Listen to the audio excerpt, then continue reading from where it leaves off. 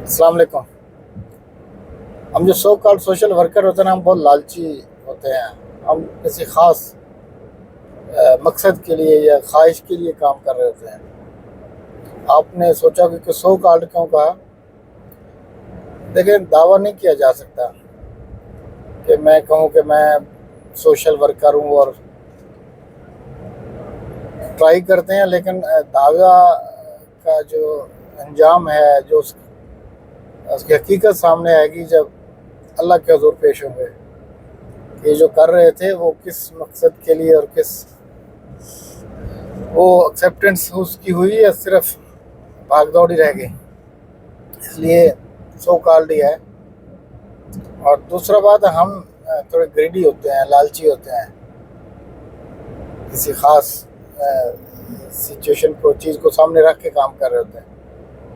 एक तो ये है कि हमें क्योंकि मज़ा नहीं आता इस काम के बगैर, कहीं ना कहीं एंगेज रहें ऐसे काम में जिससे लोग जुड़े हों, अल्लाह की मखलूक जुड़ी हुई हो और किसी न किसी शक्ल में उनके लिए मुश्किल हो, कोई मामलात में, डिज़ास्टर में, किसी भी शक्ल में वो अगर मुश्किल में है और हम उसके लिए कुछ कर पाते हैं या उस पोजीशन में होते हैं।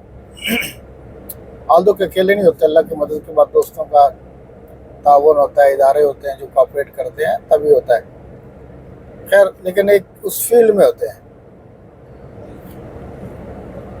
तो एक तो हमारा ये लालच होता है कि हमें इस काम में मज़ा आ रहा होता है, हमें सेटिस्फेक्शन होती है, एक दिली सुकून मिलता है। हर बंदा काम शायद किसी न किसी हद तक दिली सुकून के लिए करता है।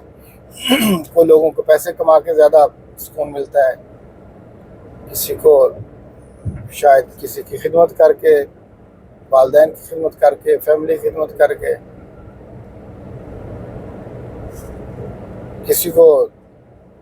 किसी को मुश्किल में देख के शायद सुकून मिलता हो। तो ये हर बंदे का एक अपना देखने का ज़ाविया निगाह है। हम जब लोगों की मुश्किलात को देखते हैं और उसमें कुछ कर पाते हैं तो हमें इससे सुकून मिलता है। जैसे आजकल फ्लड है, तो हम कोशिश करके दोस्तों के ताउन से, इदारों से मिल के कहीं कोई ना कोई एक्टिविटी कर रहे होते हैं, कहीं खाना पहुंचा रहे हैं, कहीं टेंट दे रहे हैं, कहीं पानी पहुंचा रहे हैं, मुख्तलिफ एक्टिविटीज़ हो रही हैं। तो हमें यकीनन इसमें मज़ा आ रहा है। तो ये हमारी एक लालच होती है कि हम इस मज़े के बगैर क्योंकि रह नहीं सकते, एक नशे की तरह लगा होता है। हम भी बेचैन हो जाते हैं जब नहीं कुछ कर रहे होते, तो हम इसलिए करते हैं। एक और वजह भी है, हमें ऐसा लगता है और एक्सपीरियंस भी हुआ है कि जब हम ये काम कर रहे होते हैं तो ऐसे लगता है कि हमारे मामलात अल्लाह देख रहा है। हम जब अल्लाह की मखलूक के कुछ मामलात में एक्टिव होते हैं तो हमें बहुत ज़्यादा एक्सपीरियंस होता है कि हमारे मामलात आसान हो जाते हैं और कुछ बहुत अच्छे अंदाज में वो पाया तकमील को पहुँचते हैं। मेरे मुराद फैमिली के पर्सनल मामलात होते हैं, बच्चों के मामलात हैं, वो है वो बड़े अच्छे अंदाज में हो सकते हैं। बात का तो हमें ये लगता है कि अगर वो हम शायद खुद उसको डायरेक्टली देख रहे होते तो इतना अच्छा न कर पाते, लेकिन वो बहुत अच्छे हो जाते हैं। ये आपको जो नज़र आ रहा है ना, ये फ्लड एरिया है बदीन के साथ साथ, जहाँ पे ये लोग माइग्रेट करके अब रोडों पे आके बैठे हैं, इर्द गिर्द उनको सब तरफ पानी है। तो ये किसी ने टेंट भी दिए हैं और साथ ये वाशरूम वगैरह बनाए हैं। अच्छा, तो हमें इसमें मज़ा आता है। ये एक हमारा लालच जो समझे, पता नहीं अब जब हम इस लालच से करते हैं तो अब क्या पता कि अल्लाह ताला इसको किस तरह कबूल करते हैं और किस अंदाज में करते हैं। बस हम तो उम्मीद करते हैं उससे। एक और चीज़ बड़ी इम्पॉर्टेंट जो बुज़ुर्गों के वाक़यात से भी सुनी है और अब हम भी काफ़ी दफ़ा एक्सपीरियंस कर चुके हैं, और वो ये है कि हमारे जो बच्चे होते हैं जिनको हम टाइम कम देते हैं, उनकी तालीमी मामलात में हमारी मुआवनत उस तरह नहीं होती। बेगमात देख रही होती हैं घरों में और वो खुद से اپنے معاملہ دیکھ رہے ہوتے ہیں وہ بڑے احسن طریقے سے ہو جاتے ہیں. حالانکہ آپ کو پتہ ہے کہ بچہ ایک بھی پڑھانا ہو تو اس کی کتنا چیلنجنگ ہو جاتا ہے، لیکن ہمیں ایسا لگتا ہے کہ جو ہی ہم اللہ کے راستے میں اللہ کی مخلوق کے لیے نکلتے ہیں ہمارے وہ معاملہ سیدھے ہونا شروع ہو جاتے ہیں، بچوں کے بھی. اس کی کچھ واقعات بھی ہیں کسی نشست میں بتائے جا سکتے.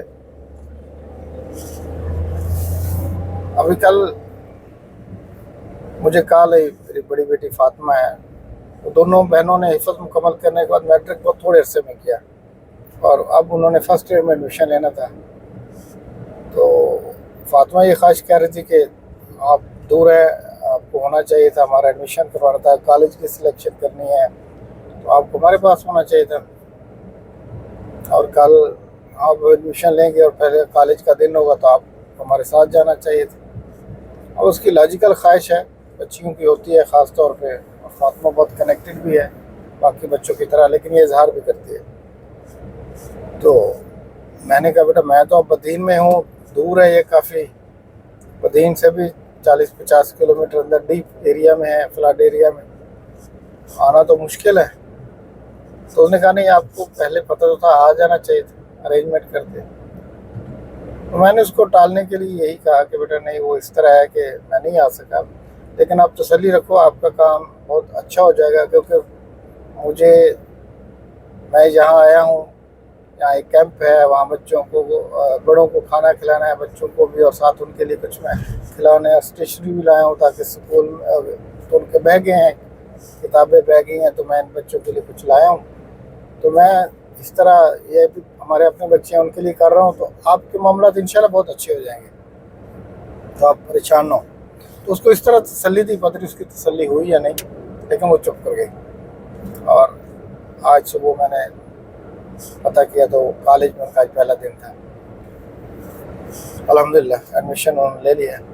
تو کہنے کا مقصد ہے کہ یہ بھی ایک لالچ ہمیں ہوتا ہے کہ جب ہم عوام جو ہمارے گرد و نواح میں لوگ رہتے ہیں ان کے بچوں کے لیے کوئی تعلیم کی بندوبست کرتے ہیں، ان کے لیے کوئی اسکالرشپ کا ارینجمنٹ کرتے ہیں، کچھ سکول بنا دیتے ہیں، ان کے لیے اسٹیشنری اور کتابیں کاپیاں جمع کرتے ہیں،